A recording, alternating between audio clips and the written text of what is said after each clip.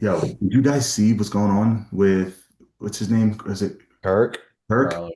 Yeah, bro, it's insane. I didn't want to see the video. I saw the video. I was like, holy shit. Bro, I I was stunned for 20 minutes after I saw the video. Like not the one from a distance, the one that was up close and I personal. saw the up close Yeah. one. Yeah. Bro, I was sweating watch. I was so uncomfortable, man. Like it's I don't even know how to put in words like what's going on right now in the world. I'm shocked that's on the fucking internet, dude. That's not something that used to be like kids are on Instagram. Like, what? Exactly. It's insane.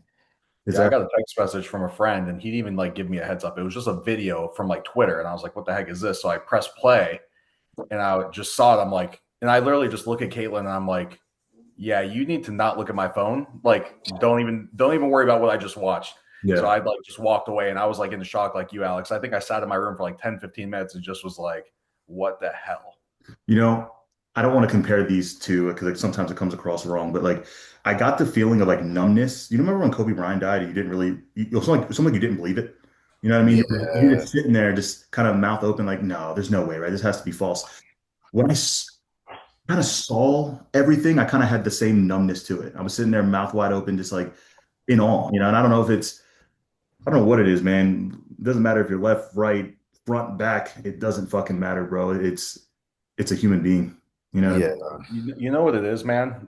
What worries me is it's like the same thing that happened in 9/11, right?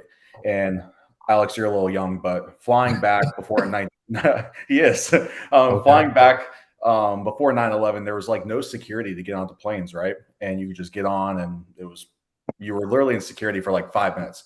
What I'm wondering now is like any type of event that's happening out here, like political event or whatever, like what's going to happen? Like what security are we going to have? What is in line now that's going to hold everything up and cause just another, I guess, yeah, problem. Yeah. That's true. Yeah. I mean, if you go back to look at the whole thing that what happened with Trump, right? Like there was questions about the security, how that even happened, and now you got somebody who just walks up, and shoots him point blank. It's I don't know, man. There's a lot of question marks. There's still a lot of numb feelings. There's a lot of, hate on social media right now, just with everything. Like, Yeah. when you simplify it, minus who he is, he's a human being. And It's the same thing as us talking on this platform, right? Everyone has a voice, and we're all allowed to talk about whatever we want. You don't have to respect someone's opinion or whatever that may be, but everyone in this country has a voice, and it just sucks, especially since we're in this situation. I mean, we see the comments come down all the time, like saying you guys talking about this is dumb or people making fun of us, but we kind of disregard it. So it's one of those things. I hope people take a step back and realize, hey, we may have differences, but that's okay. We don't need to resort to violence on Yeah. everything whenever we don't agree on something. yeah, you hit the nail on the head. But again, Terrence, I want to thank you for hopping on, man. Like, let me first start off by saying, when you wrote to me and said that you're a fan of the podcast, not only was it extremely humbling, bro, but it was motivating, and I want to thank you not only from what you do, from your voice online, your actions and your crazy physique, but you from a content creation standpoint. I think that's something that we've always connected over, seeing how you Mhm. build and try to build a brand bigger than just the fitness side. You know what I mean? It's bigger than that. So I want to take a quick second to thank you for hopping on with us, man. Of course, man. Thank you for having me. I don't have no clue what we're talking about today, but I'm ready for anything. That's the best part. Half the time we have no idea what we're talking about. We just press record, and when it comes to these crossover episodes, man, I think having an insight from, somebody who's not in our division can also help broaden the horizon of our fans. So like Yeah. there's so honestly when I think of Terrence Ruffin, there's so many things I want to talk about. There's like so many things, but first I want to start off with saying, bro, you're currently what, 5 weeks out from stepping on the Olympia stage. This is your come Yeah. season. How you feel? Yeah. I feel great, man. This is the last week I got a lot of craziness going on. But yeah, I've been feeling great this prep. I'm coming off the last show. I did a really good job reversing. This whole year has been a blessing in general, man. The two wins earlier this year. We got the gym opening up in December. Just got on part. I became a partner, some ownership in Bolt Fitness Supply. So, and even that, man, like we're on track to start shipping worldwide. We got two distributors that we are making deals with now. So it's fantastic, man. A lot on the plate, but I, it's going all right. I was just about to ask you, man. I get questioned often with Manifest, with Men's Physique Radio, with my own content, with bodybuilding, being a husband. How are you juggling all of these things with the confidence of knowing you're going to bring your all-time best? Because I guarantee there's people from a distance looking in saying, "Oh, he's preoccupied. He has so much stuff on his mind." I bet. Yeah, I bet. So you're Duh. I mean, so like, I honestly, man, a buddy of mine, he was asking me yesterday. He's a coach, and he was asking me how am I handling everything, and I'm like, dude, I personally think like in terms of like time wise, coaching was a lot harder. You know, you have like 100 people. That's 100 different voices, 100 different emotions and things that you have to deal with. Now it's a lot easier. I got to deal with contractors. And it's very slow. I'm dealing with contractors. I'm dealing with and on the bolt side of things, I'm just chatting with distributors. We went through the line. Yes, we've been going over the selectorized line and the plate loaded line, making fixes there, which is just me, the CEO, and Hunter just came on board, so he's been helping with the newer stuff. So it's a lot easier, man. Like I yeah. have to deal with a lot fewer people. Um, and I enjoy it a lot, man. I enjoy it a lot. So, but the big thing is I learned my lesson, doing the coaching back in the day because at that point I was trying to do too much at one time and I was working 12-hour days trying to do all the videos and whatnot, trying to get Remember the that. funnels in order. Yeah, yeah, yeah. And my physique suffered heavily. And this time around I got a lot better team. And then this will be the last week I really like kind of put a lot of effort into everything. So I think we are a little over 4 weeks out. So at the 4 week mark, nothing else. Yeah. So, first of all, Drew, what's up, brother? How are you? What's up, guys? Just got off a flight Uh, here, so I want to make sure I wasn't missing this one because this is big, man. It's we've always stuck to Men's Physique Radio, but I want to kind of always branch out to these other divisions, especially a guy with you that's coming in with so much momentum for this year. And I was fortunate enough to see you at Pittsburgh in person, battling out with Josema, who's an absolute freak, and you coming out, yeah.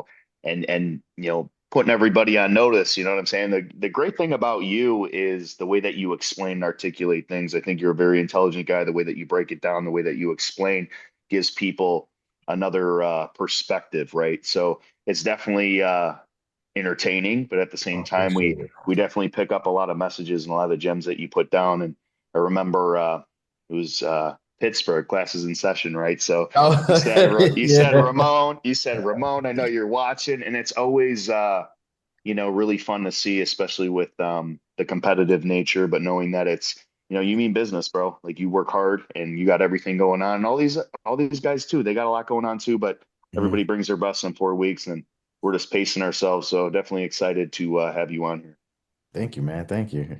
All I right. appreciate you guys. Speaking of Ozema, and I have to ask this, I'm sure you've heard a lot of people talking about that battle. It was epic. I mean, Mhm. we have an opportunity to see it back to back weeks, right? And I think the story might have been a little different if you were there in person compared to what you see online.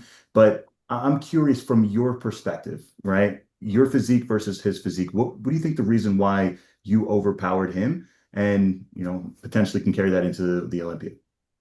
I think a lot of it was structure. I mean, it's funny, like you say, the photos and the in person is a little different. Tyler mentioned it in the breakdown actually, which was nice of him. The big thing is like I know cameras, I know lighting. Typically when they do a bodybuilding show, they choose someone a little fairer to base the lights on. So people on the edge of the spectrum in terms of color, whether you're really pale or really dark, you kind of suffer a bit. And that typically is my case when it comes to stage lighting. Uh, Is there anything that you have to do differently when it comes to tanning in order to try to create like your physique to pop on stage with having darker skin? Yeah, yeah. So big thing is I only do one coat of tan now in the morning of the show. Okay. So I've changed that quite a bit. And then I also, in terms of oil, I use a different type of oil. Protan has this, it's almost like colored Vaseline that I use now. So I don't use normal oil anymore. I forget what it's called. But yeah, that was. the two big things I've learned over the years to change. Like I even chatted with Gilco about it, and he gave me some tips on like how to do the oil and whatnot. Because he says the same thing. He's like, a lot of times the lighting isn't quite right for me. Mhm. He said especially going into the Olympia is going to be not the best, but yeah, it is what it is. But basically, I think structure wise, it played a big role. Condition wise, I was good. But obviously, I think Jose is top three in terms of conditioning. So like, you're always gonna get a little overshadowed when you when you're next to him, maybe Logan and Michael DeBoer. So yeah. That's a good point. I've had the opportunity and the pleasure of knowing you for a while, bro. I've seen you up close and personal when you were training through certain preps here. And when I saw you walk out at Pittsburgh, it was almost a wow factor for me. I saw how much tissue you put on. I don't want to say you're present, you just didn't skip a beat, even with taking time off. My question to you is, one, how much muscle did you put on in that time? And also, what was the ultimate decision on why you decided to take a step back when, quote unquote, you were likely in your prime at that point, which most people would, could say, and how was that on your mental going through that while seeing everybody else compete at the same time? Oh man. Threw a lot at you. Yeah. I mean, to be honest, so like the first year I dropped from second to sixth. It was mostly just due to me thinking I can do everything all at once. I heard Lucky chatting with you about that the other day, Yep. and I dude, like we let someone go like a couple days before the Olympics. I think a day or two before I had to let a coach go. There was issues with a lot of things, man. I had new people living with me in the house. I was starting the coaching business. I even had someone compete the day before in the amateur. And yeah, it showed in my physique. The next year I came back, I was a lot tighter, but I was honestly a lot smaller than the previous year. I placed a little better. I placed fifth instead of sixth, but I had lost a bit of size. But What was going that? from that, What was that? What would you, because that happened to me too. In 2023, I ended up losing a lot more size, Mhm. than I ever could have imagined in a prep setting. What was the reason you thought you lost size in your prep? Some of it was stress. I think to be quite honest with you, remember when Nick didn't that was the year Nick didn't compete, and you remember one of the reasons you heard, I think that might have been one of the reasons for me too. Just a bad guy, I know what you're less talking about. quality. But I think a mixture of both, to be honest with you. I think a mixture of both. But in terms of that year until this year, I'm up about 11 pounds. So from New York to the last show I did in 2023 was, I think, India. I went from 169 to 181. So about 11 pounds since the last time I was on stage. That's insane, bro. That's Um, insane. yeah, really, really happy. So, Terrence, what is the approach moving forward? Obviously, you got feedback after Pittsburgh and New York. What is the main focus for this year's Olympia? Obviously, a lot of the work has been done at this point. We still got 4 weeks left, but what for you has been the defining factor that you have to hit that mark to be Mr. Owen Classic? I think the big thing I always get feedback from judges after the fact, and from what they said, Pittsburgh, I was a little flat. New York, at prejudging, it was perfect. That was about 2 or 3 pounds heavier. But they said finals, I again went. They said spilled over. I think I was flat. People, when Mhm. you know how people are, anyway. So the big thing is really nailing that look I had in prejudging in New York twice, which my coach is taking some notes and we're gonna do our best to hit that. Do you think, So go ahead. no, you go ahead. No, I was going to ask you, you're known for your presentation. I think you are the best poser in the world, and I see your routines get better and better as time goes on. My question to you is, do you think that your posing, your presentation is a reason why it separates you from other people? Because you're not the biggest guy in terms of structure. You have a pretty structure. You're not the biggest. You don't take up the most room on stage. But do you think you pose in a way that almost makes you stand out and almost takes or forces people to look at you? Oh, for sure. I mean, even though it's technically not graded, I think just people in general, like as much as you want to say that like personal biases and like as much as a judge wants to remove their personal bias, you can never remove that completely, you know? Yeah. So I think it does help me in a sense, you know. I don't know how much, who knows, but Hey, I think let's be anytime you do honest something, though. huh? Let's be honest on this though. We have a bunch of complaints in the industry right now of posing routines becoming lackluster, right? And I will tell you one thing. I've been supporting Terrence since his ninth place finish, and he Yeah. met me at the Swolefest Classic in Destin at my show. And I had done Classic for the first year it was open, and Terrence was there, and I didn't even know who this guy was. I was like, everyone's like, "Oh, ninth place, Mr. Olympia Classic Physique guy's here," and I'm like, "Who the hell is this guy?" So I went and took a picture with him. We ended up becoming friends. Good time, but Yeah. I went to all of his Olympias pretty much after that, and he is the only guy that I will literally perk up in my seat, even stand up and get ready to watch that routine because everyone else is boring beforehand. Even like whenever Chris Bumstead did his posing to that Arizona song, I was like, okay, like get on to Terrence. Like, let's see Terrence pose here. Like, that's all I want to see. So Uh-huh. I feel like we need way more of that in the industry. And I think Yeah. he has been bringing that out of people more and more. Now we're seeing Logan Franklin do the same thing. He has amazing routines. I think Mike is going to come with an amazing Yeah. routine because he knows he needs to match Terrence. So you're Yeah. starting to get these better, I guess, products on stage because of what Terrence is doing. Yeah.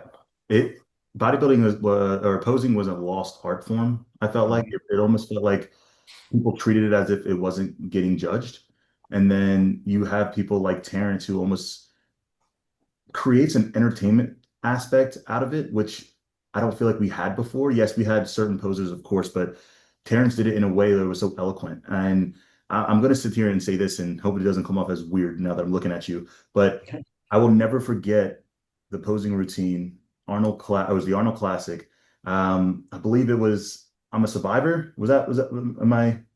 You're That correct. I did that. I did it twice. I did that once in Toronto and once at the Olympia. Okay. So Survivor. What was your, I know it was Arnold Classic. What one was the Arnold Classic? I've done three. One was Blinding Lights. That's my personal favorite. That's it. Yeah, yeah. That was it.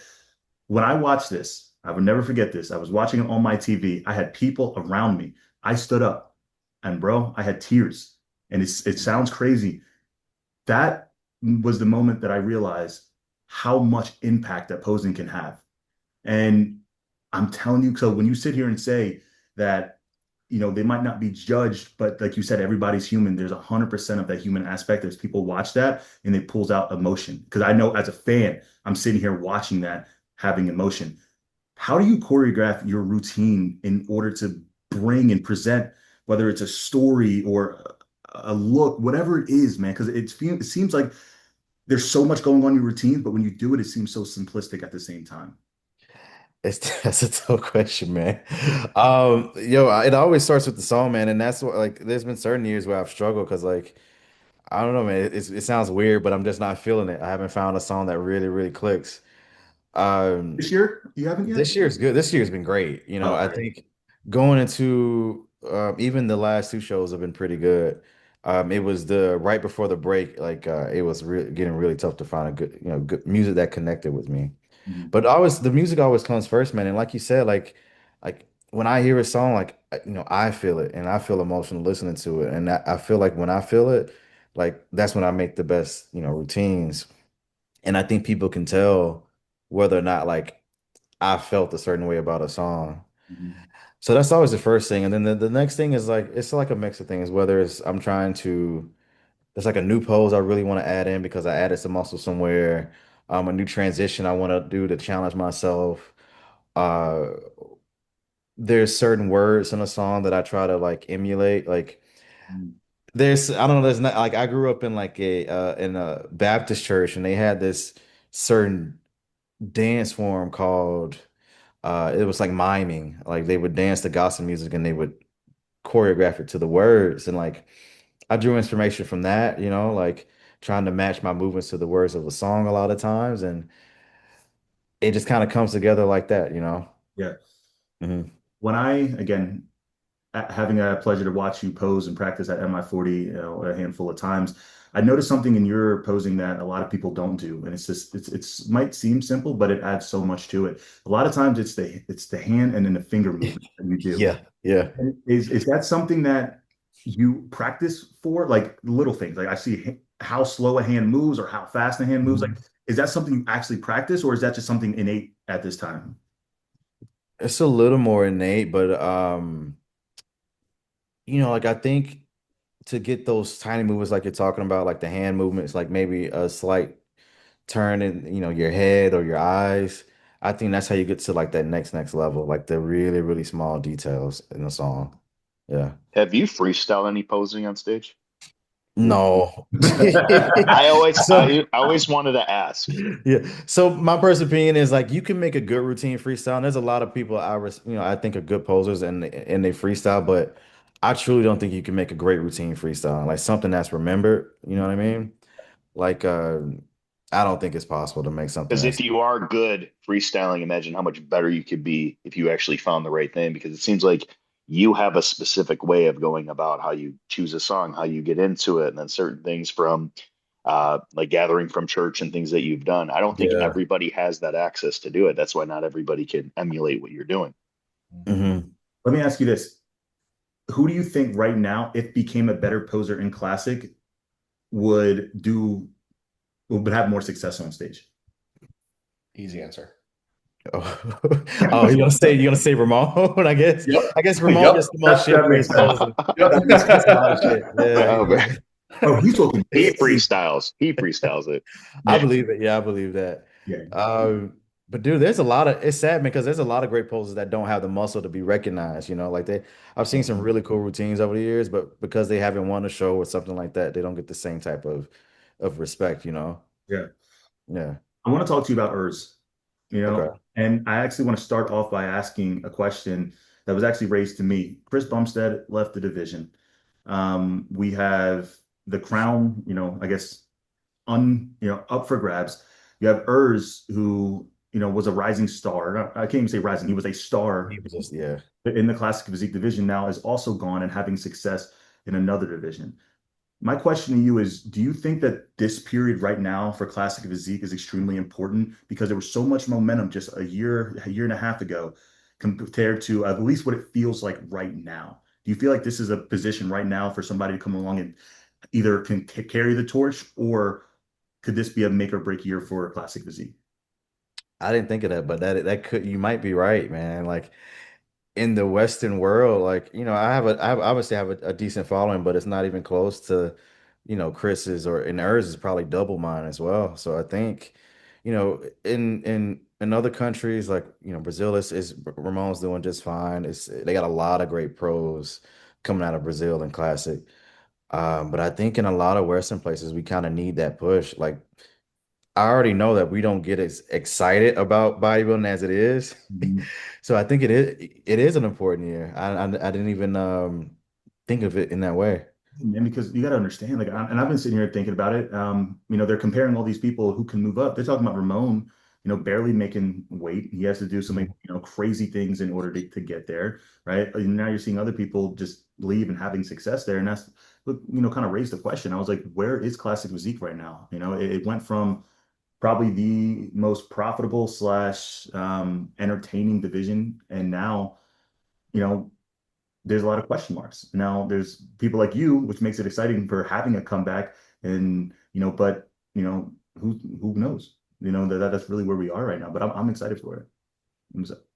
I think that's a little bit of a loaded question, though, and it's kind of what Jay Cutler was bringing up in his podcast yesterday and the day before. Is you have a lot of these guys that have been teetering on the weight cap issues, and they're really having to pull down weight. And you're going to see all those guys. They're going to make that move up because they're going to see Urs be successful, and they're going to be like, "Oh, dang, I can do it." Chris started this pattern at Prague. Now you have Urs doing it, and who else just joined? Keon, Yeah. right? So now we have Keon going into the mix from 212, right? And he probably has to pull down pretty hard. I mean, I haven't talked to him in a while, but it's probably the same case with him. So you're going to see these pretty physiques, very aesthetic physiques that can move up. And who else moved from 212 up to and is winning Olympias?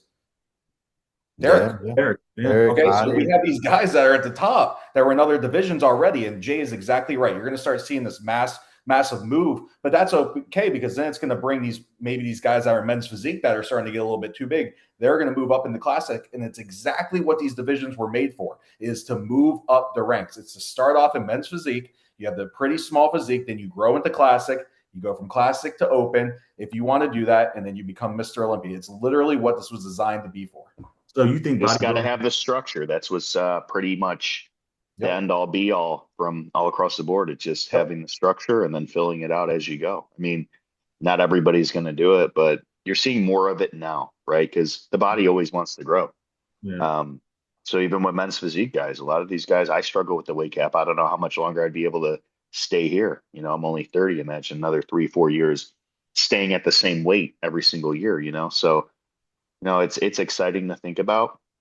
And we're starting to see that move, and we're starting to see the shift with a lot of these other guys. So it's exciting, man. It just, like you said, Alex, the door's kind of wide open for classic right now. Yeah. Bumstead is gone, and I wanted to stir the pot a little bit. I kind of want to ask Terrence, aside from himself, who's his biggest threat? I know it's never about beating a specific person, but what's a physique that is in that mix for you, Terrence, that really impresses you? You know what? I'm gonna go outside the box because I get tired of, you hear the same names and whatnot. Yep. Obviously, you're gonna Guess who say you're going to Mike say? and Ramon. Yeah, you can make a guess. Andre. No, no, Oh, no. Logan? Andre's for impressive, but I got another guy. He's okay. American. Okay. Andre, I actually really like him a lot. I give him a lot of praise. He looks really good. I'm gonna say Justin Batter. I think his last name is Batterino. Arena. Batterina. Arena. Yeah, Yep. yeah. Oh, Yep. Justin looks insane. You know, it's funny. I called the dark horse last year being Mike, and I was right. I think Justin is the dark horse this year. I agree. Like people aren't expecting to be in that mix. Justin, when I saw him win Tampa, oh, Dude, him in person, he's diesel as hell. Yeah. Diesel. he is Yeah. big, man. This Yeah, latest one he dropped, as I think he did it today, was really this one right here was really impressive. yeah. Oh, look at his legs, man. Wild, man. I mean, the only thing he's lacking is a little bit narrow in the back, but he's The bat, complete yeah. other than that. That's it. Yeah, Mhm. 100%. I think he plays top. He's definitely top 15 last year, maybe anywhere in 11th and He 12th. was I think he was 11 or 13. I don't know why that's ringing a bell, but he was within that mix. Yeah, and He's a Jersey guy, Alex. He's out of Jersey. Yeah. he was the first pro I ever had a relationship with because we were both from Jersey, trained at the same gym. So I have seen him grow from earning his pro card to now being compared to like Terrence said, potentially the dark horse at the Olympia. But I couldn't agree more. This what, when I look at him, I think of a mini C-bone. Yeah. Structured, it is I beautiful. think of like a Thor, bro. He has a good look. He has a different look too. He's got that hair, he's got the flow. He's definitely put on a lot of size. He's improving. Mhm. A lot of these judges, they don't want to see the same physiques every year. They're always going to hold you to account of what your previous best was. So a lot of the times they're waiting to see you unlock that potential, and he's consistently doing that. So I do like seeing the improvements that he made. His legs are crazy. He's also a tall guy too, so he takes up a lot of stage space, and he's What filled out for his height. what show did he qualify at this year? Does anyone know? Hurricane. He won Hurricane right after the Won Olympics. Hurricane? He Right won after that? Hurricane right after Okay. DO. Yeah. Yeah. Terrence, you were talking about your weight cap, and I wanted to quickly go back to this. Before they made I think it was like a 7-pound jump It or is a big jump. Yeah, yeah. yeah. Before then, if I'm not mistaken, were you in the category of doing the extremes? Do I remember you? No, Never you? that was the only time I had a hard time making weight was the year I was super stressed, and that was when I was on the stair going up and down. I was Escalator, right? Was that the Olympia? There was that, and then also this was at the time where they didn't give you a specific height, and I out of 90% of my shows I was at this height, and at the Olympia that year I was at this height, so it was a mix of things. Okay. Good thing they lock it in now. That like takes the stress away from me. This Olympia will be the first one, so I'm still don't know going in. Oh So man. I know, Yeah. right? That's stressful, bro. Like, Get on that aversion table as Because much as you one can. one show I was yeah, it's been both. So this next one I think is a deciding factor. What's Yeah, going on? You squatting heavier? I need to make sure I stretch or No, something. get one of those traction devices that you can put on the door, and you like put a 5 gallon on there, and they have that head thing that just stretches your neck. Dude, I did the It's gravity funny. boots for one of my shows. No way. Yeah, Oh yeah, that was man. fun. I did the I know gravity boost the and then I held on to like a 45. Smart. I've It's seen very people do smart. that. Do. I I've know seen, the overseas guys were like stretching each other out. But I talked to Steve Weinberger, I believe, at the New York Pro. He saw me. And I was like, oh man, I struggle with this weight cap. He's like, get an inversion table, do this. And I'm like, well, I can't now because I'm locked into that height. So he's like, oh yeah, it's too late now. And I'm like, now I figure this out. So I thought that was pretty funny. It's always after the fact, right? And I should know better because I cover this on this podcast and I should know, but I'm like, you know what? When you're deep in a prep, I think it's like the last thing I worry about. I'm just like, you know what? I'm just gonna Yeah. stand up straight as I can and get this shit done, make sure I make the weight, and then just worry about my food and all of that. So Yeah. I mean, I mean, I'm not going to stretch out a whole inch, you know, and then it Sure, only you gives me, you know, 7 more pounds. But Bro, sure you you could have should just got filler in your feet, like at the bottom of your feet. Just fill those feet back in from losing all that fat during prep. You get a yeah, little lift, like booster shoes.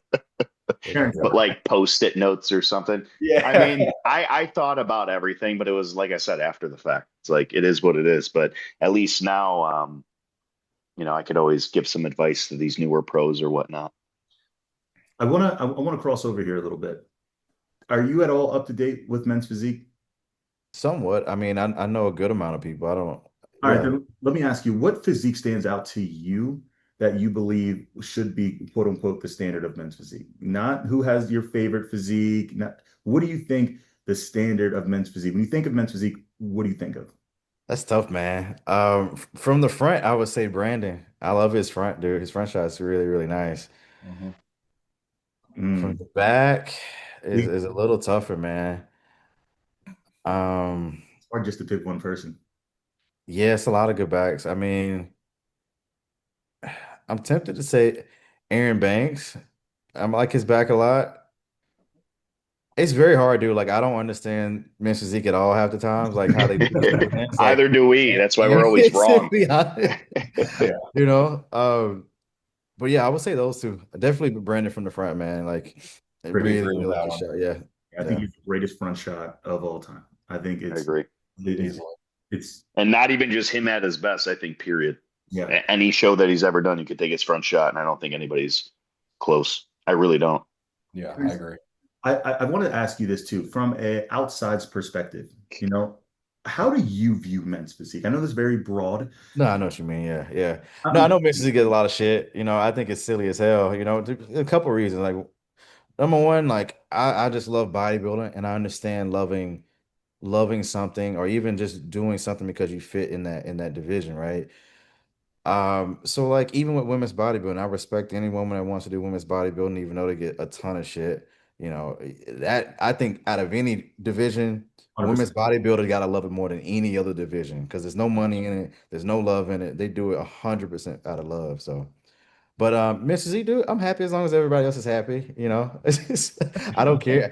I don't know why people care so much about the shorts people wear or any of that. And especially, man, like learning more about just lifting and bodies in general. Like just because someone's bigger than you doesn't mean they train harder or anything like that. Like a lot of that is genetics, you know, like the way you're shaped, your structure, your muscle size.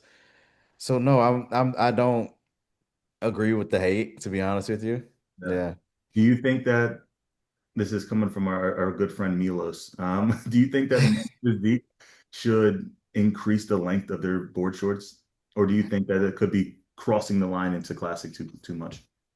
Yeah, I think it would be getting pretty close. I wouldn't see the point. You know, I just did a interview with Milos this Oh morning God. on AMA. Yeah, he was chill. He was chill this time. We gotta, but no, I don't see. I mean, I feel like it would get too close. Even if Vince Physique wore the trunks Classic used to wear, I think that's too much. I think it would be blurring the lines too much. You know, because there's a lot of physique guys that one are starting to get really good legs, but two up top, they're as big as some of the classic guys. You know what I mean? Yeah. Exactly. Exactly. And I've noticed that. I was going to ask you that. Do you think that men's physique is kind of right where we should be with the new weight cap, or do you think some of these guys are still pretty damn big? There's a couple here and there, but they're not placing all that well, you Yeah. know. Like I think this is one Mississippi guy. He looks like an open bodybuilder, and like I think he does win shows, but he doesn't do well at the Olympia. I Hmm. can't remember who Croce. I think he's in Europe. Croce, I probably. believe so. Yeah, yeah. Ricardo, Ricardo Croce. he is huge, bro. Yeah.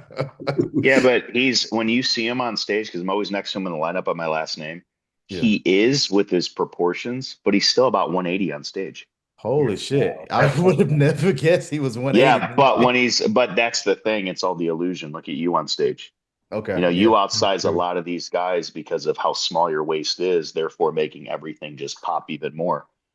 So a lot of those guys have that effect. So yeah. I mean, it's look, always interesting to see. That's the He guy. is, Yep, that's him. yeah. That's him right there. yeah, Yep. it's funny how we knew exactly who you were, who you Uh-huh. were talking about. And his legs came up a lot too. Yeah, I remember when I competed against him at the New York Pro.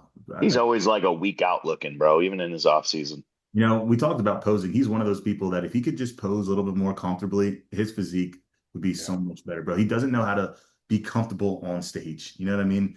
It's just, Uh, when you see his presence, it's just you get that secondhand awkwardness from watching him.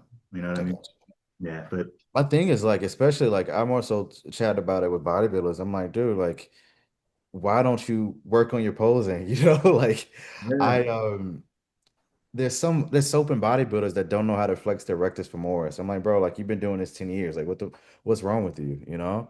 Or like you don't know how to flex your hamstrings. You've been doing you're a professional. You're at the Olympia. It blows my mind, you know? And you know, I definitely think at this level, like if you don't know how to do it, hire someone to help you, you know? Yeah. speaking of that, Joe Bennett, right? Yeah. You've worked with him for a long time. Did you notice a difference in because there's a lot of people out here who they hire coaches for diet and nutrition. Yeah. You're the first person again. I was still coming up when I saw this, but you were one of the first people who I've seen get very hands-on, and I saw this up close and personal with a specific trainer to take your training to a new level. Has that helped you, and do you recommend people who are trying to get in your position to do something similar? Yeah, I mean, it's crazy now. A lot of the stuff that was high level when I started is just like common knowledge now. Yeah. Yeah. But it's crazy how much the knowledge levels has changed. But yeah, dude, I mean, so the big thing was like I turned pro at 21.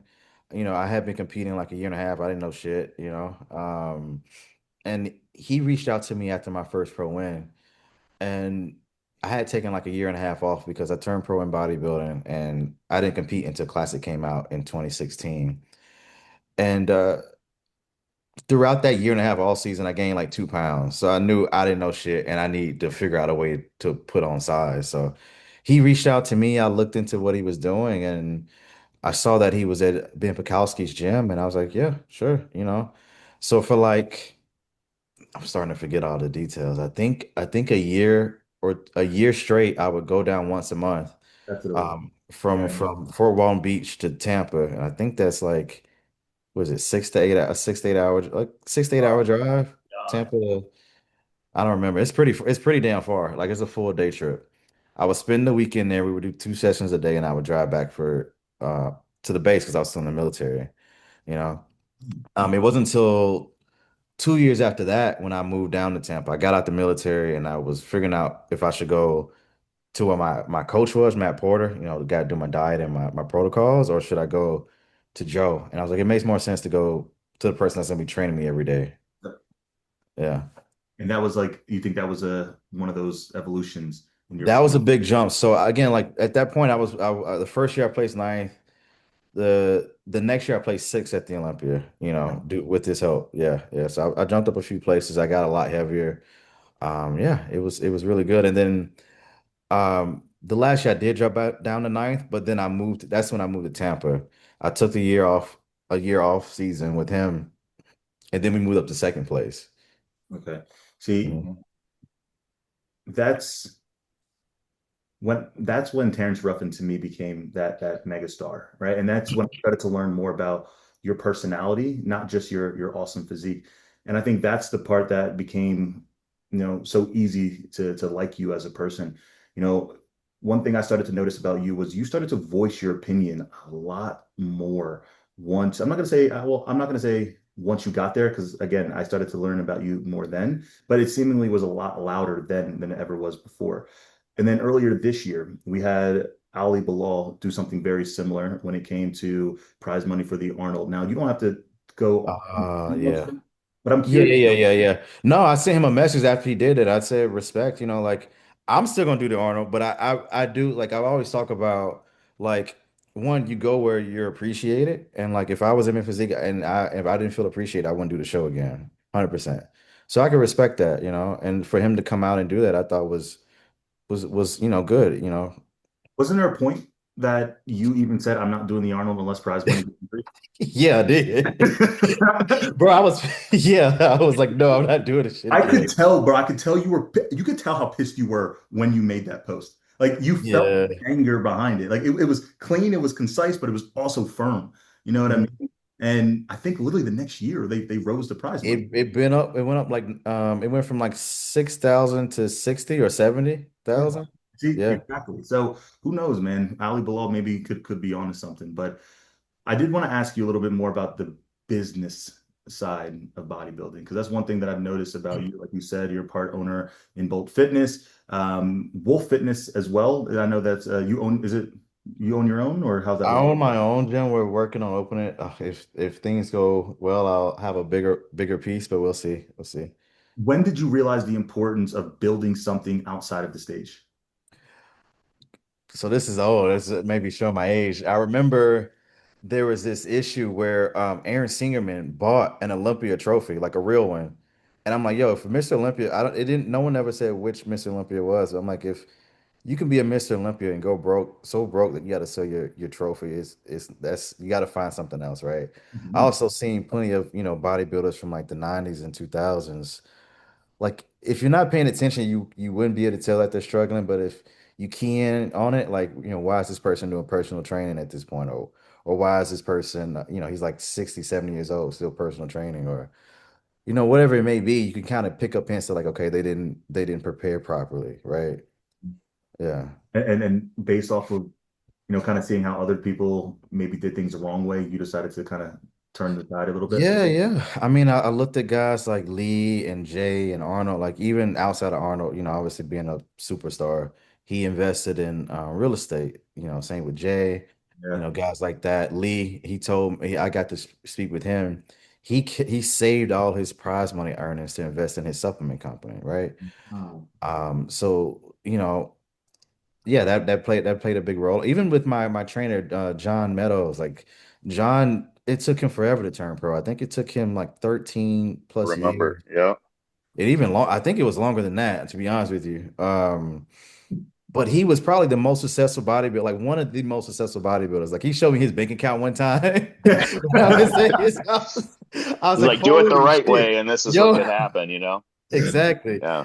Exactly. Yeah. Uh, Terrence, I think your mom is also a good influence for you as well, because I know you've told me many stories of her with her investing and all that good stuff, and she's an awesome lady. So Yeah, yeah, she's doing really good. It took like growing up, she wasn't really doing any of that, but like as a young adult, she like after I was less of a burden, taking over a kid. She's got a couple properties now too, so it's been really cool to see. I love that, Yeah. man. With the new Olympia qualification system, do you think that there's going to be people who are struggling or can't afford to be bodybuilders anymore? I listened to you guys talk about that, and it was a lot of good points. I do feel for the international athletes. I know Lucky didn't give a shit, but no, bro, I really I do, said the man. same thing. I know they got to come here, but not every single person has the access, or maybe even if they qualify for the Olympia out there, they may not even be able to come here because they don't have a visa or a passport. Dude, That's my You Aaron, thing, know, man. Like, and then the thing is, it's like sometimes to get to the Olympia and to win, that's the break they need to make that money, to Mhm. be able to come here more often. They need that break at first, right? Exactly. So I 100% understand that point. yeah, Uh, I'm happy for the system though. Like I hate having 60 plus people on stage. Like I experienced it only once in 2023, and it was god awful, man. Like sitting backstage an hour, plus is I really, really don't like it. I personally think it's still a bit too high. I think we were saying like 40-ish people will get to go on stage. I do think like 20 to 30 would be better. I honestly think 25 would be a perfect number. There's some people that say just 15 because they stop judging after, 15. I get their point, but I think you need more than that because you never know how someone's going to show up, and you got to give those people a chance to get into that top 15, right? There's always So, a breakout, and that's what yeah. can make a career for a lot of these guys. Look at you, your first Olympia being ninth, put you on the board. Yeah. And that's the thing about being competitive. Every year, even in men's physique classic, there could always be a guy that goes in that top 10. And that's why it's hard to, look at some of these predictions and go off, oh, well, this guy got eighth last year. Like, yeah, a lot of guys move up, but how many of those guys maybe in the third call out? Ali Balal is another guy that came from damn 100%. near last call out to second place. And I don't think we ever seen a shift in men's physique other than Banks going to his first Olympia, take it second. But there was no reference to that. Ali was in damn near last call out and moved all the way up. So, and he Mhm. still looked good then. You Yeah. never know how this is going to be, but you got to give those guys the opportunity. And, you know, the number I think when I broke it down was 33 I because you think had three automatically qualified and then you had five of the big shows and it's 25 in point standing. So it's 25 plus five plus three. And then you got the Olympia champ that's qualified for life. So if a guy ends up coming back, so it could be like 34. But then even if there is a guy that's overseas or something or has some problem, there's a lot of guys even in the total of the list, Mhm. 68 right now for men's physique. It might come down to 62. There's always a guy that drops out or something. So you might Yeah. be looking right at that magic number being at 30. I think 30 is fair. I could 30. I think 30 is Mhm. a good number. Yeah. Yeah. Top 30 in the world sounds better than, 68. Because we all know the guys that qualify for Olympia that are going and they're going for the jacket because they know, that they're not going to be in the mix. Yeah. Yeah. And what's crazy is there's so many guys that kill themselves all year to go to the Olympia and they Mhm. finally qualify, but then they bring a worse version of themselves to the show that matters. It's almost Yeah. like being in the season, football season, doing all your best plays, make it to the Super Bowl, but then you're out of everything at the Super Bowl when it counts and you lose, you come up short. So I never understood that mindset going into it, but no, that's why we got to cut these numbers. but Yeah. Yeah.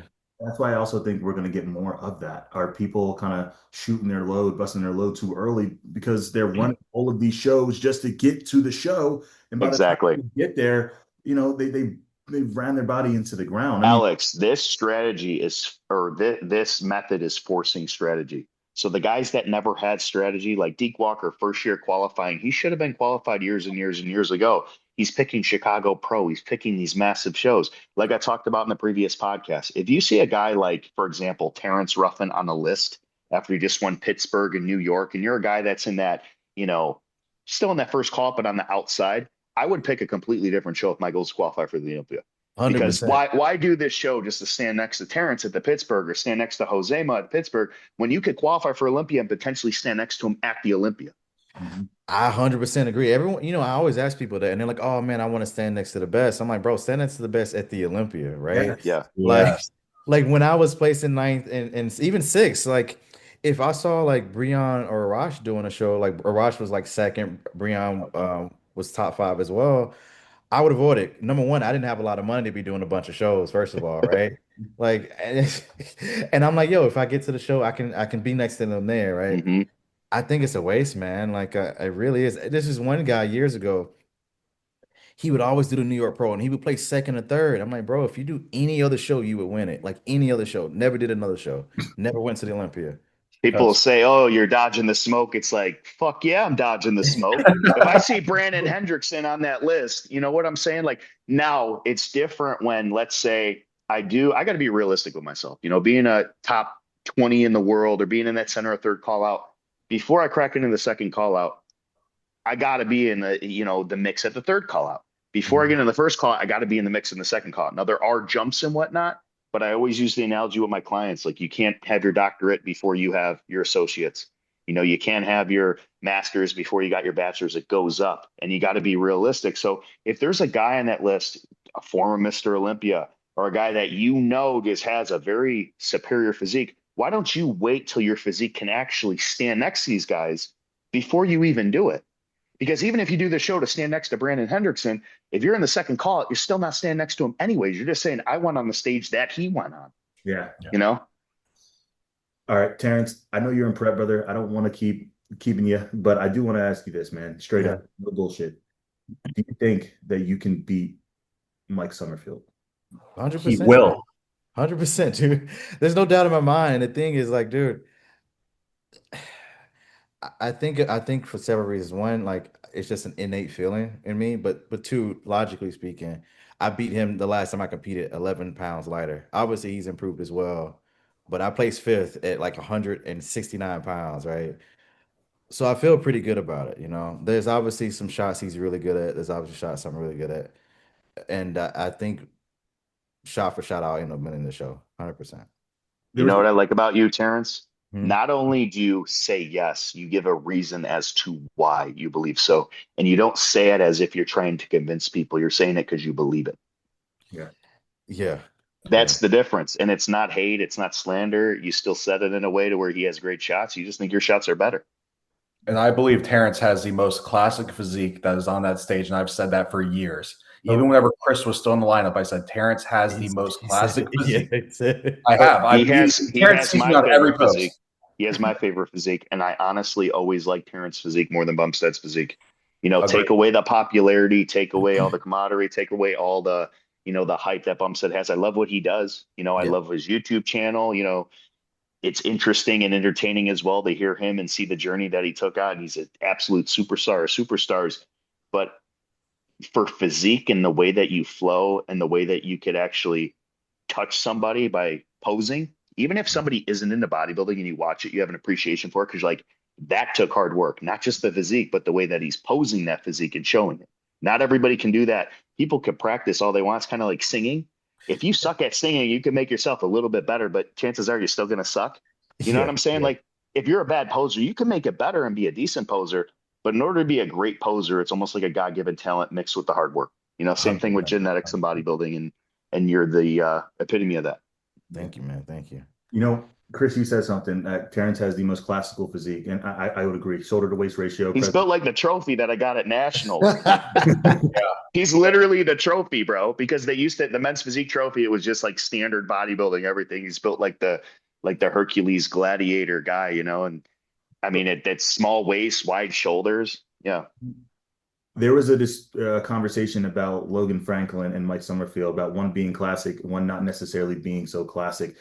If Mike ends up winning this year's Olympia, I don't think many physiques are like him in the classic physique division. Um, I think he's mass with class. I think Mhm. the simplest way to put his physique. Um, Terrence, I think you're class with class. Like you have again just one of the prettiest physiques. Now, do you see Mike Summerfield's physique as classic, or do you think there's other guys that could beat him because of the standard of what classic physique is, the look, quote unquote? So it's weird. We had the same debate on the other podcast. Maybe because I'm old school. I'm a little less segmented when it comes to bodybuilding and classic, to be honest with you, just because I started all the way back in bodybuilding. I do get the argument, I 100% get the argument. Um, Well, I don't want to get you in trouble here. oh no, anything I say it all. I don't get in trouble. I like it. I no, I think it definitely would change the landscape of classic if you won. Um, I can definitely see what you mean there. Yeah, Yeah. because like again, when I see Mike, I don't see many people looking like him. Don't get me wrong. Well, Alex, you got to remember there's one thing. He won the Arnold, so the judges think so, and that's all that matters. That's Yeah, what I was gonna say. Based on judging, they don't. Yeah, yeah. Based on judging, that's so. I always have my own mind, like what I think something should be, and then I also have like, okay, this is what it is because this is what the judges yes, put, Yeah. right? So when you think of classic as being what it is, I think a lot of it comes from it was created to have more of that Arnold-esque era look, which still comes down to preference because every guy in classic, even in the top 10, still has a different look. But it's like, what is classic? So it's height to weight ratio. So if you're the height and you meet the weight requirements, that's You're considered good. classic. But each and every person has a different look. Same thing with men's physique. You look at the top five, tall, short, it's they're all different, but it's like which one is more classic or which one is more men's physique. Same thing applies to classic physique. And Mhm. I wanted to segue into the both of them. There's all types of different looks, and there's still all men's physique and all classic physique, but Mhm. it still comes down to preference. Yeah, Well, hey, 100%. Somebody's going to say Mike Summerfield isn't classic, well, but the Drew, judges are rewarding it, so it is classic, right? let's So it compare. comes down to what do you Yeah. like more, right? So that's the thing that's crazy. I find Terrence's physique classic, and it's because it pops when I'm looking at the physiques on stage. And for example, Josema peeled out of his mind, but he had gaps because he's taller. When he's compared to somebody like Terrence, Terrence has a smaller waist with a more more emphasis on the X frame because he has better sweep in his quads. Yeah. And Josema has a sweep in his quads, but it's not as dramatic as Terrence's, and his waist is a little bit bigger. But he picks up ground with having the freaky conditioning, which can expose other guys that still have great conditioning. His is just on another level. So, of course, people are going to say, well, compared to him, then his conditioning is off, right? It's kind of like me being on stage next to Banks. Okay, I have an okay back, but my back is going to look like it sucks compared to Banks because it's so Yeah. dominant, right? So it's always who you're next to. And then it comes down to just what's more appealing to that specific person's eye Yeah. What I was and going to who say is like, agrees with that more. let's compare like back in the day. So like, let's just say you had Terrence standing on stage, Logan Franklin right next to him, Wesley Vissers, Breon, right? Those guys are all going to look like the Franco Colombo, Arnold, Lou Ferrigno, Lee Haney. They're all going to resemble somebody's physique. So everyone has their own idea of that 80s bodybuilder, 70s bodybuilder that they love, Exactly. and they Yeah. believe that's the classic look. And so like me, I've looked at Terrence. I'm like, that's the classic look. But somebody could look to the left and be like, Logan is my guy. He looks just like Yeah. Arnold. You know, I love Arnold. You know, Personally, I think classic, like a lot of people argue, a lot of people think it was made for the 70s bodybuilding look. I personally don't think so. I think it's closer to like late 80s. Or like Yep. I look a lot closer to Lee Labrada than Franco Colombo, Exactly. in terms of Exactly. conditioning, the leg size that we have these days. And I I think agree. people like if you went by 70s bodybuilding, then Wesley would win every single day, Exactly. 100%, right? Exactly. But That's true. yeah. But there's no standard to go off of because this is a completely new era. So the old school bodybuilders still have it in their head that that is the look, and that's why so many people argue. And they have good points, but Mhm. that just comes down to their opinion because there's a physique that could be Creating the their own. most impressive to you, but the most impressive doesn't win on stage. And we talk about this all the time with Ali Bilal and Aaron Banks. If you asked 100 random people who's more impressive, if you see them both on the beach, Aaron Banks is probably going to Yeah. Yeah. win that draw. But when it comes to the stage, it says another story. You know, especially me being short, I hear it all the time. People talk about height and whatnot. I think for the most part, height isn't really a big thing in bodybuilding. Obviously, using myself as an example, but also you got Derek Lunsford is winning Olympia. Howdy Chupon is winning Olympia. Bonac has been top three at the Olympia. Sean Carita has won an open show. Nick The guy Walker who as well. Yeah. Nick Walker is like what 5'7", 5'8". I don't think height. Yeah. I get for the general person, height is a huge factor, but for the judges, it's not. It's not whatsoever. okay, You the know. question to you No. is this then. If you take Terrence Ruffin at 5 foot, and then you take Terrence Ruffin at 6 foot, who do you think does better? The Taller. exact same physique. Okay, that's a You decent know what I'm point. saying? I think That is a decent point. More Like stage if size. it's If a it's the hundred same, percent the yeah. same, yeah. but in reality, that is a good point. In reality, it is different. No one has this. What would you weigh at 6 foot with the same? I'm sure there's some sort of math. I could do it if I had time to do Like that. 232. That's it. Fucking killed my Yeah. argument. God damn. Yeah, Man. that would have to be open because you just take up more stage size. And if you look at Samson, that's why he's dominant because he has the size of those shorter guys on a taller frame. But then it comes down to the peak, who's peaking the best because so many of those guys in open right now are very interchangeable.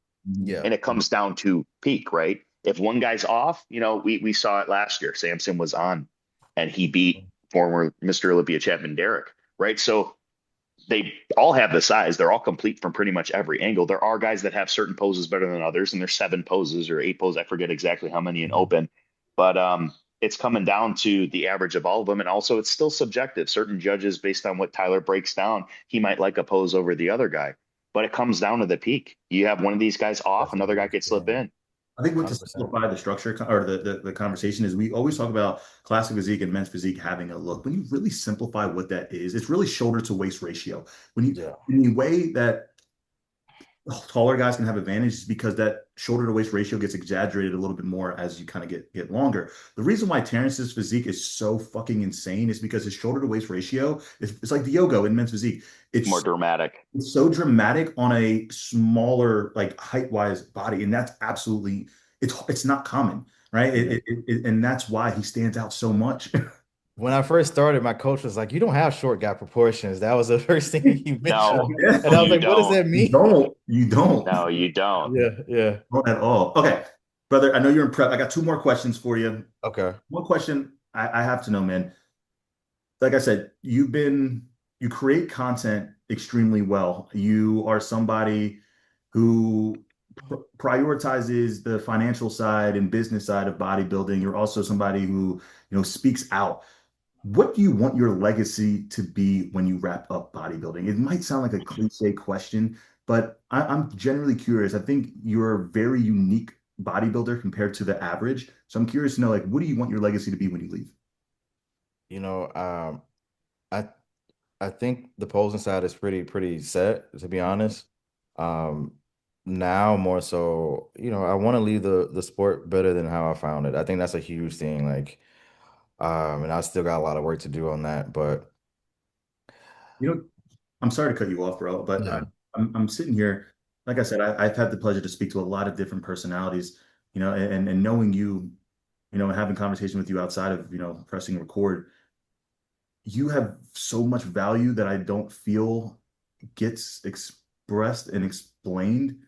And I feel like personally, if I'm watching you from an outside perspective, that's your next step is finding a way to reach a masses with your voices, your perspective, the way that you analyze. If you're in his Instagram community, you see the way that he breaks things down, and that to me forces me to learn more about classic physique just by following you, right?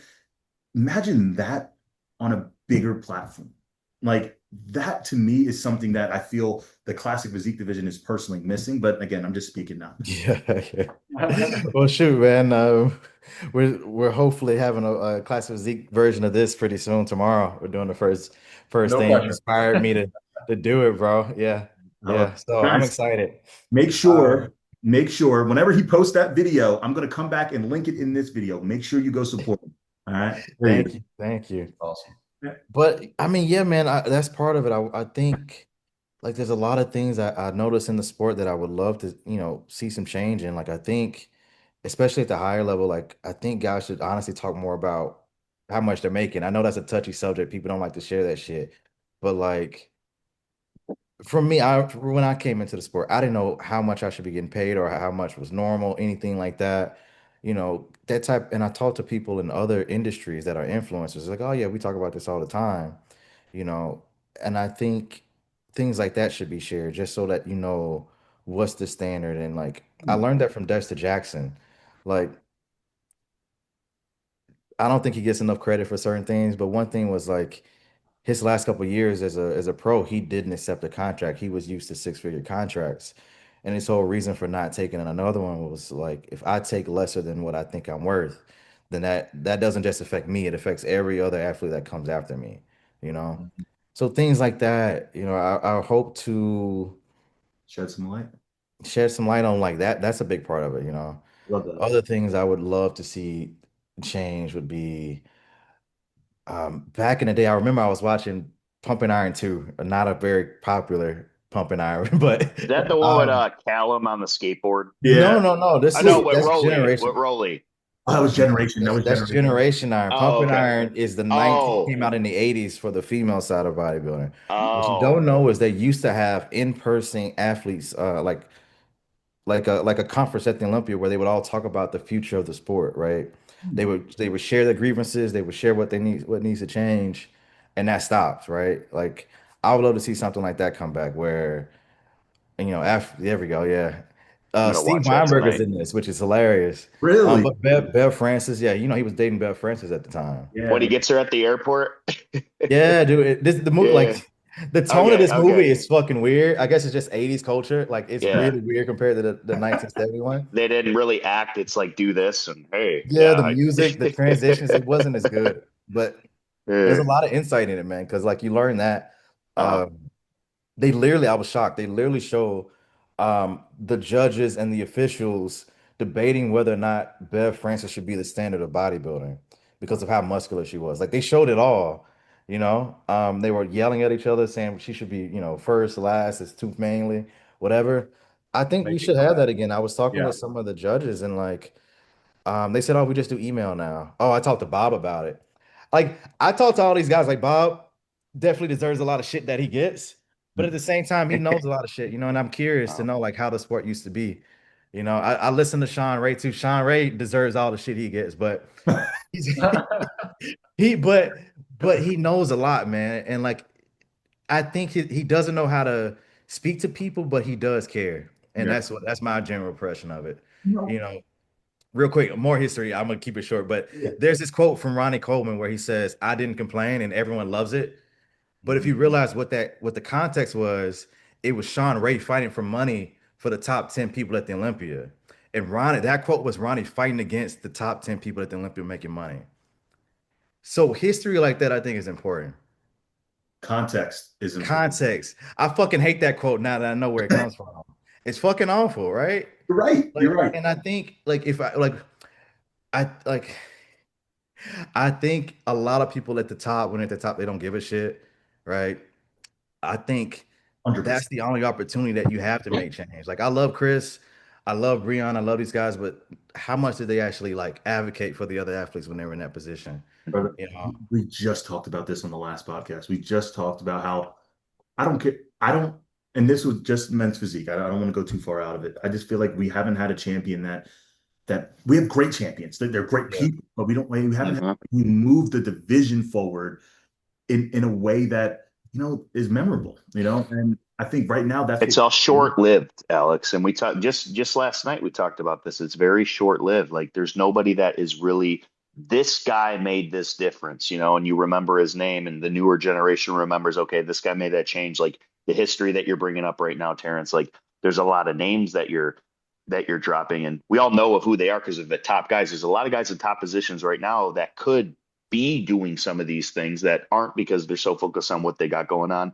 And we can't expect them to do that, but it's something that I'm thinking outside the box because we do this for other people. We do this podcast so we can shed some insight on the newer people that are coming in because this is information that when I first started, I wish I knew.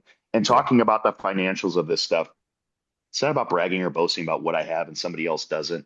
It's more so teaching people what their worth could potentially be when they're at a certain position because a lot of athletes, including myself, sell myself short. And when you're at the pinnacle of this sport, you should be getting your worth because you don't necessarily make money bodybuilding. You make yeah, money from the doors that bodybuilding opens when you're in them because you're marketing yourself by competing and it's the people that you meet and creating things like the podcast or maybe a brand or maybe a supplement company. A lot of these things fail, but at least it's something that could get you in the door from the sport itself. yeah. 100%. And even from a different standpoint, I was in Brazil with Derek, and Derek was asking me how much I was charging for posings because I found out I was undervaluing myself. I had a number in my head of what Kai Green used to charge 10 years ago, and I'm like, I can't go above that. That's fucking Kai Green. I guess things have changed since then, right? So, Come on, tell us what the number was. Hey, I'll tell you what his coaching rate was whenever I started with Terrence. Y'all want to hear it? Yeah, eighty that's it. dollars a month. holy shit, that was what 2018 maybe Damn, something you like that. really did not view yourself as anything, bro. Yep. But Derek didn't do it out of a place of love for me. To be honest, he was like, bro, he's like, if you're charging this much, why the fuck would they bring me anywhere? I was like, okay, that's a fair point. So even if you're a top dude, and you don't want to talk about shit, that's a reason to talk about it. To even help Mhm. yourself out, right? Okay, hold on. Mhm. How much back then were you charging for guest posing? The most so like a long time I only charged 2 grand and then I upped it to 5 and now I upped it again. Okay. So yeah. Uh, So I think that's yeah. bro, even that stuff, bro. Like Mhm. we don't know that. I mean, granted, men's physique guys don't need to know that, but people Yeah. don't know. And I've heard numbers out there because I've asked these questions, to friends of mine. And bro, they don't even granted, they're not you, but they don't charge nearly at all anything. But it's still their time. Not to mention they have to fly out to some of these shows. It was just something else. Yeah. I mean, But you look at this. A lot of people don't understand what, let's say, a coach is because I might give my rate to somebody and I'm not charging a lot, but a lot of those guys have no idea or what numbers and where to start, where to configure it, who's the 100%. highest coach, and then who's like the guy at the gym and like where to even begin. To some Yeah. people, $100 a month is a lot. Yeah. you Yeah. know, and they're going to talk to you if you're a top Olympian and just assume that you're going to do it because they think that number is right. But you can't have somebody else dictate your worth, right? And also, you got to know how much you put in and how much they're going to get out of this process, especially if you apply this to many other people and you know that the results are guaranteed if they follow it.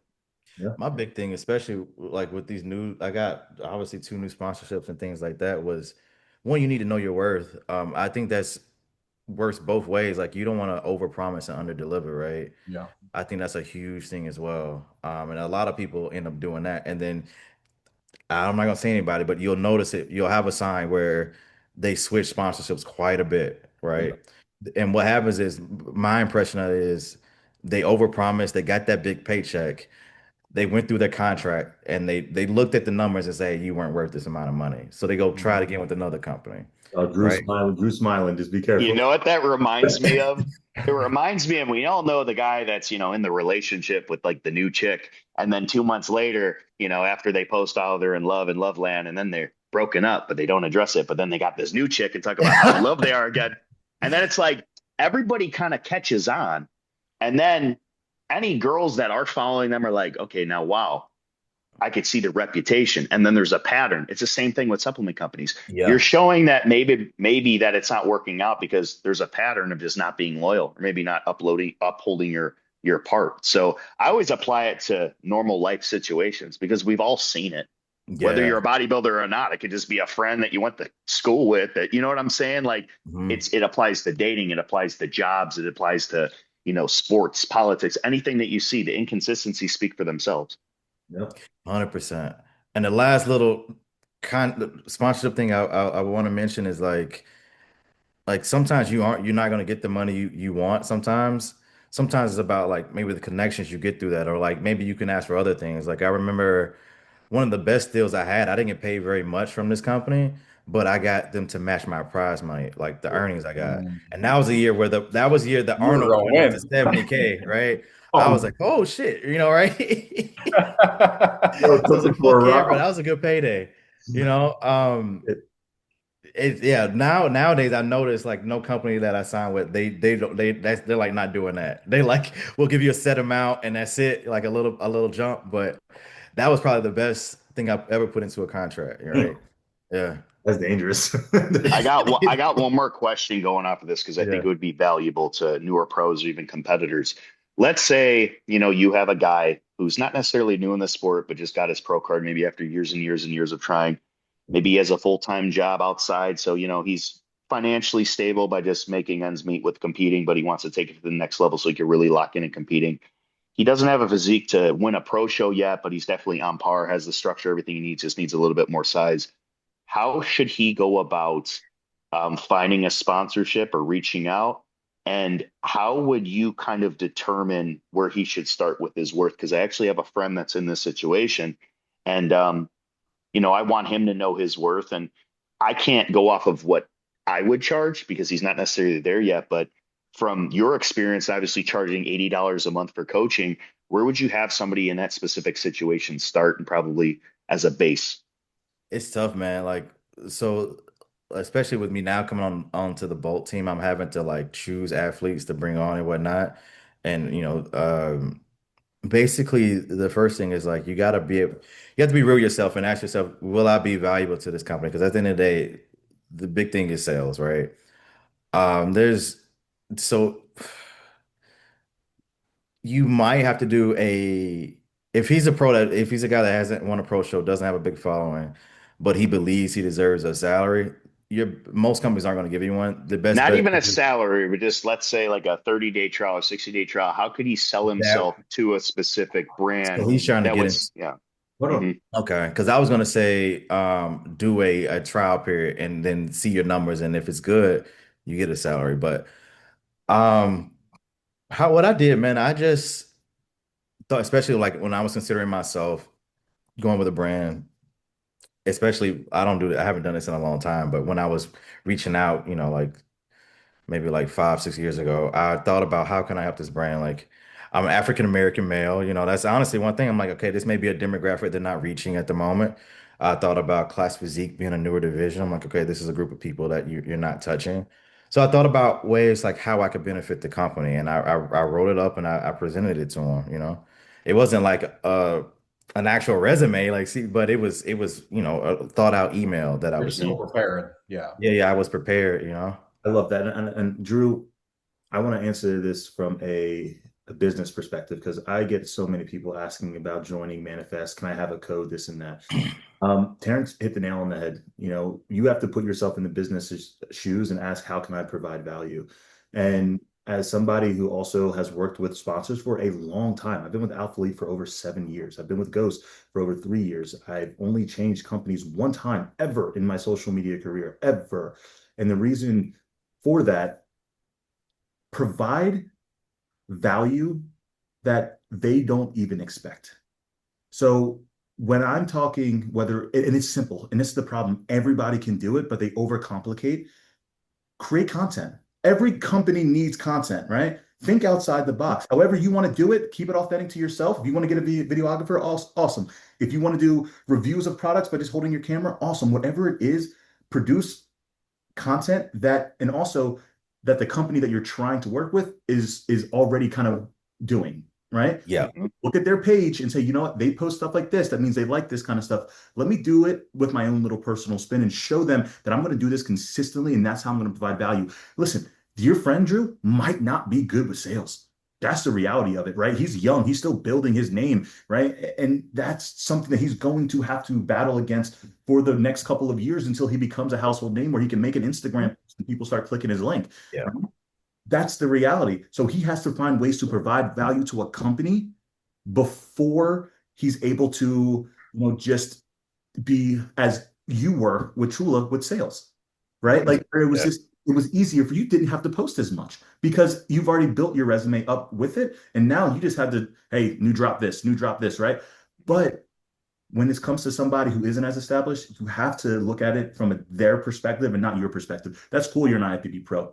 There's a lot of them. Yeah. What makes you different, and then explaining your worth. And then obviously, Terrence, you're looking at, other athletes and stuff. What's something that you look for aside from following and things like that, that will say, wow, this guy sticks out to me. I would like to talk with him a little bit more. This is cool, man, because yeah, so basically right now, looking through a lot of the people that have been sent to me, following matters less and less each and every year. It's obviously I see it a lot in Men's Physique, to be honest with you, because Men's Physique really popped off a couple years ago, and I feel like it's faded just a bit. But you'll see a lot of Men's Physique guys with like 1 million followers, but then their engagement has like dropped. So that's what I look at first, engagement. So like followers, it doesn't matter to me all that much. And the crazy thing is, I got to see this from, first perspective. When I was with Flag Nor Fail, there was this girl, I think she has 3 to 5 thousand followers, and she was always in the top three in Mhm. sales. There's this book called Super Fans, right? And it talks about you don't need to have the most people. I think you just need, what is it, a Value. thousand? Or yeah, Value. yeah.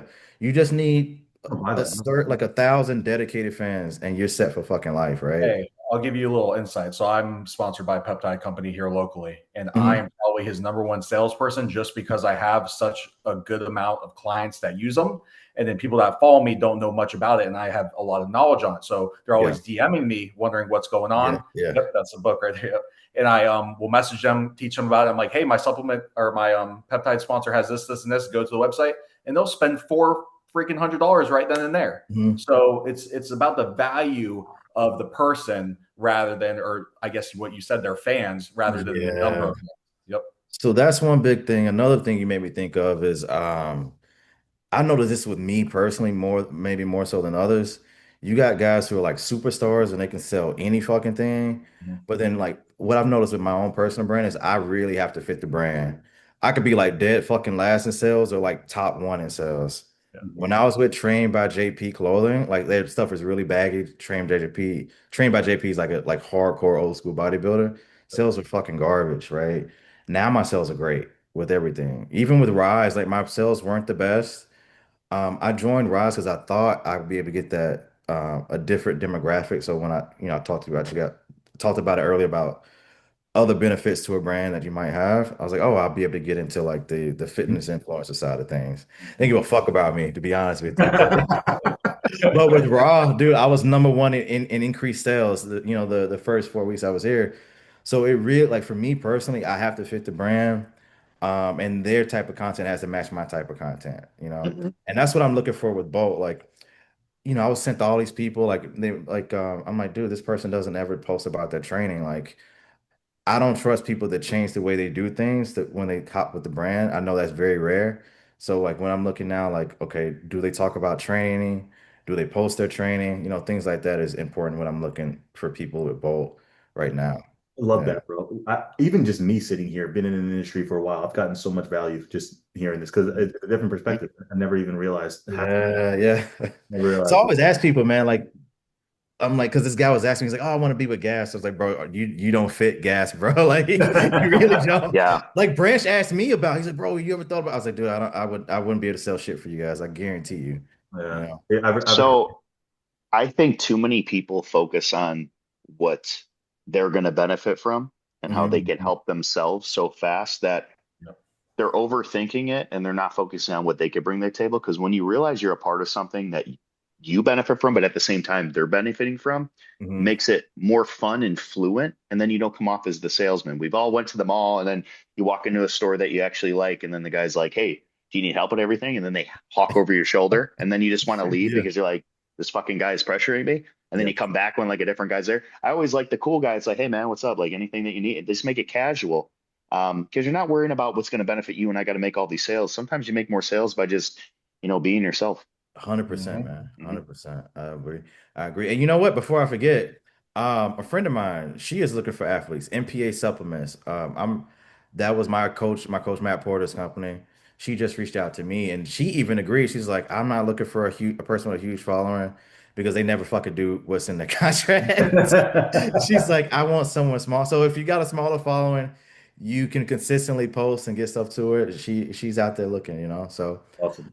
yeah, yeah. The reverse psychology, it's like we're going to hire somebody that didn't go to college. No, we're going to hire somebody that doesn't have a lot of followers, because then it Yeah. almost makes that person's hungrier to actually push Mhm. it, and it's just word of Yeah. mouth. It's who you're appealing to. You know what it Yep. is, bro? Micro influencers, they I noticed a difference in the way that they approach their way that they go about social media compared to somebody who has or thinks they have a bigger following. When it's a micro influencing, it's almost like unapologetically posting. They're themselves, they're gonna post. More it's just it's more fluent, right? It doesn't have to Very be raw. yeah, It's it doesn't have to be natural. doctored up, right? And then there's people who, they need the edits, they need X, Y, and Z, and almost sometimes puts themselves into a box and now it forces to limit them where the connection is built through the raw, not through the cinematic and the crazy. And Ooh. I've noticed a disconnect from people who want to take their content to a higher level in terms of quality, but Mhm. lose the relatability in pursuit of it. When the micro influencers, they don't really overthink that That process. is true. That True. is very, Dude, very I true. had a You don't got to similar make it all problem. look pretty. Yeah. Dude, I had a similar problem. Like, again, I went to Ross because I was a big fan of Noel Denzel Yeah, yeah. Diesel, and because I actually really like his content. And like I was trying to emulate that. I was, talking to him a lot. I would go to his house and see how they did things. And I learned a lot, but when I tried to do it myself, I couldn't keep up with the output he had, man. Like my content slowed down to maybe like one post a week. I felt I got like in my head about everything because I'm like, oh, this isn't the best. And I just had to stop. I was like, this isn't working, right? Yeah, Yeah. bro. I'll be honest with you, that's the position I feel like I'm in right now. And people don't open up about the whole social media side of things, but I can guarantee that all of us at some point has been in our head about whether it's engagement, following, something, right? We we don't like to talk about it as much, right? But at the same time, as being in our space, man, it's kind of something that is important, especially if you want to make a living out of it. I always say, if you want to make a living out of being a bodybuilder, you just can't be a bodybuilder. A lot of that aspect is the social media side. And right now, I feel so much more paralysis by overanalysis than I've ever had in my life.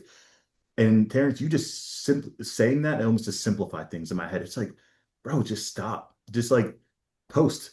Do you like, and I noticed it. And you know what I noticed too? And I'm gonna call myself on it, that the hide the like feature. You know what I mean? Where it's like, Oh yeah, yeah. you I know what I forced mean? myself not to do that. Yeah. Yeah. Yeah, but Yeah.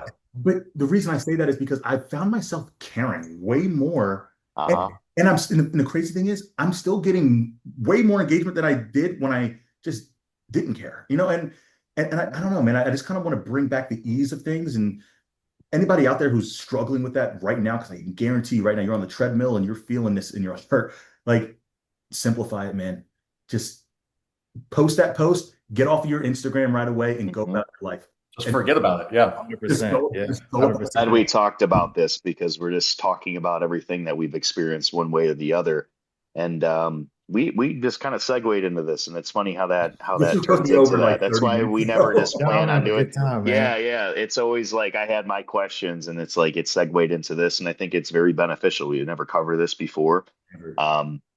Sometimes when things become a burden, it's not enjoyable. You want to have a partnership and enjoy it. And when it's a burden, you feel like it's forced. Oh, I know I got to post this today.